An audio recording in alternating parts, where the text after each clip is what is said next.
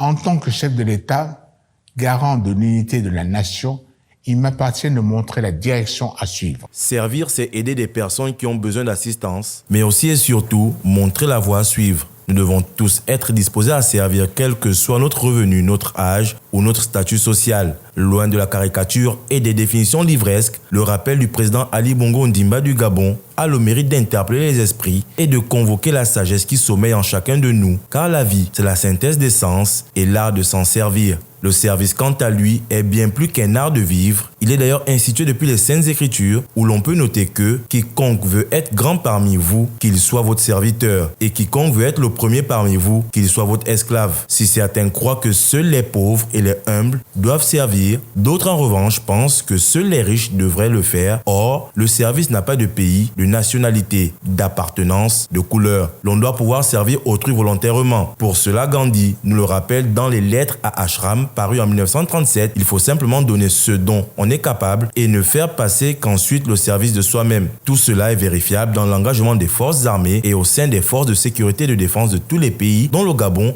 qui a célébré ses 62 ans d'indépendance ce 17 août. Chaque jour, ils sont des milliers de militaires à se lever avec un seul objectif, celui de servir leur pays, leurs semblables, avec honneur, bravoure et loyauté. Et l'on a pu entendre et retenir ces paroles de la garde républicaine du Gabon lors du défilé, je cite, « Pour l'honneur et la gloire de mon pays et ma loyauté, nous sommes les hommes de la SIS.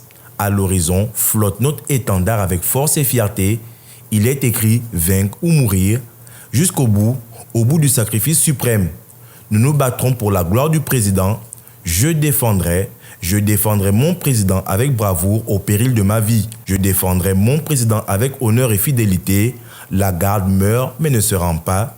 La garde meurt mais ne se rend pas. Nous défendrons le président. C'est la GR, c'est la GR. Fin de citation. Une allégeance au chef suprême des armées qui traduit parfaitement le service, car le militaire qui s'engage au service de son pays en rejoignant les forces armées adhère à certaines valeurs propres à l'institution que sont notamment l'esprit de sacrifice, la fraternité, le patriotisme et la discipline. Vivre et servir son président, son pays est dans l'ADN du militaire et cela se vérifie dans ses missions quotidiennes.